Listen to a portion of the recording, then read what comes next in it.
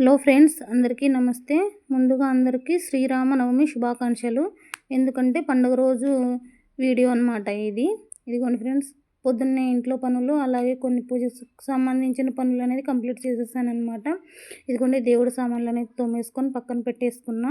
పప్పు అలాగే చేసేసాను, అలాగే అన్నం కూడా పెట్టేశాను. మధ్యలో అనుకోకుండా వీడియో అనేది షూట్ చేస్తున్నాను, టైం ఉందనేసి.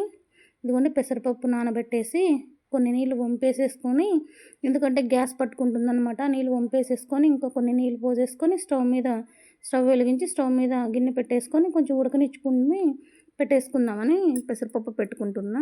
ఇదిగోండి శ్రీరామనవమి అనగానే పానకం, అలాగే వడపప్పు ఇవన్నీ దేవునికి నైవేద్యం పెడతాం కదండి. గ్లాసులకి బెల్లం నానేసుకొని ఒక 2 యాలక్కాయలు దంచేసుకొని పానకం అనేది ప్రిపేర్ చేస్తున్నాను. పక్కన పెసరపప్పు నానేసుకొని పెట్టుకున్నానండి పానకం కోసం. అలాగే చలివిండి కూడా ప్రిపేర్ చేస్తున్నాను. బియ్యం నానేయలేదు. చలివిండి కోసం మామూలుగానే వరిపిండి అనేది సపరేటు 1 కేజీ అంతా నేను పెట్టేసుకొని ఉంటాను అనమాట. ఎందుకంటే పిండి దీపాలు అట్లా పెట్టుకుంటూ ఉంటాను ఇంట్లోనూ. అందుకనేసి వడి బియ్యంతో దాంతోనే దీపాలు అనేది పెట్టేసుకొని, అలాగే చలివిండి కూడా దాంతోనే చేద్దాంలే అని పెట్టుకున్నాను అనమాట. ఇదిగోండి అంతలోకి పెసరపప్పు వచ్చేసి కొంచెం ఉడికేసి బురుగు అనేది వచ్చింది. ఆ బురుగు తీసేసుకొని పెట్టేసుకున్నాను.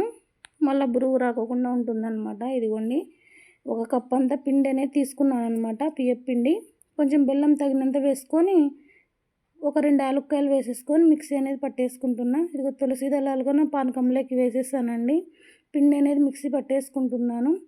ఒకటి తర్వాత ఒకటి పనులు అనేవి చేసుకున్నానండి. ఇదిగోండి ఇట్లా నున్నగా పెట్టేసుకున్నా. చలివిడికి కొన్ని నీళ్ళు వేసేసుకొని చలివిడి ముద్దగా ప్రిపేర్ చేసుకోవాలన్నమాట. ఇది మామూలుగానే చేసుకుంటేదండి. దీపావళికి ఎలా పెట్టుకుంటానో అలాగే ఒక్కొక్కసారి అరటిపండు అలా వేసి దీపాంతులకు పెట్టుకుంటా, అంటే పిండి దీపాంతులకి. ఈరోజైతే నార్మల్గా ఇలానే పెట్టేసుకున్నాను. చలివిండి చేస్తూ అలాగే మిగిలిండేది 2 దీపాలు అనేది పెట్టేసుకున్నాను, పిండి దీపాలు. ఇదిగోండి ఫ్రెండ్స్, చలివిండి రెడీ అయింది. పెసరపప్పు అలాగే కొంచెం బెల్లం ముక్క పెట్టేస్తున్నాను. అలాగే పానకం కూడా పెట్టేసుకుంటున్నాను. ఇదిగోండి పెసరపప్పు వచ్చేసి ఉడికింది. సేమియా అనేది వేయించలేదండి, నార్మల్గా అలానే వేస్తున్నాను. ఈ పండగకు అయితే నేను సేమియా వేయించను అనమాట, అందుకనేసి సేమియా వేయించుకోకుండా వేసేసాను. ఇదిగోండి పానకం అనేది పెట్టేస్తున్నా, ఇది 3వ ప్రసాదం అవుతుందని.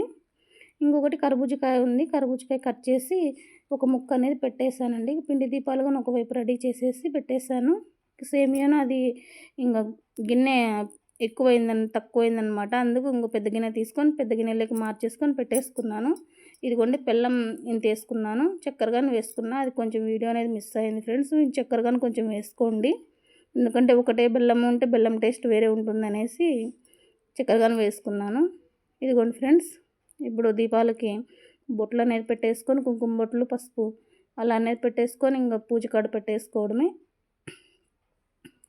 ఏమన్నా పండుగలకు కానీ ప్రత్యేకంగా శుక్రవారం, మంగళవారం కానీ పిండి దీపాలు పెట్టేసుకోవచ్చండి. నేను ఇట్లా పెట్టేసుకుండేకి పిండి కానీ ప్రత్యేకంగా కొట్టించుకొని పెట్టేసుకుంటాను అనమాట. ఇదిగోండి పాయసం అయితే ఇంక రెడీ అయిపోయింది.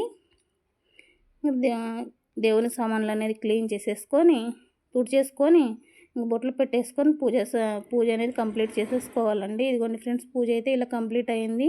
ఇంట్లో సింపుల్గా ఇలా పూజ అనేది చేసేసుకున్నాను అనమాట. పూజ అవ్వగానే అయితే వీడియో తీయను. పూజ అంతా అయిపోయిన తర్వాత, మేము భోంచేసిన తర్వాత వీడియో అనేది తీస్తానండి. ఎందుకంటే అట్లా తీయడం మంచిది కాదు కదా అని నాకు తెలిసినంత వరకు చేసుకుంటున్నాను. ఇదిగోండి సింపుల్గా పూజ అనేది ఇలా చేసేసుకున్నాను. మీరు పండుగ ఎలా జరుపుకున్నారు? శ్రీరామనవమికి ఎక్కడికి వెళ్ళారో కామెంట్ చేయండి. శ్రీరామనవమికి ఇక్కడ మామిడూరు దగ్గర బాగా జరుగుతుందండి. ఇంతకుముందు మన వీడియోలో ఉంది చూడండి, కానీ వెళ్ళాలనుకుంటే మేము వెళ్ళలేకపోయామన్నమాట. చాలా బాగా జరుగుతుంది. ఇంట్లో పూజ అయితే ఇలా కంప్లీట్ చేసుకున్నామండి. మీకు వీడియో నచ్చితే లైక్ చేయండి, కామెంట్ చేయండి. Bye friends.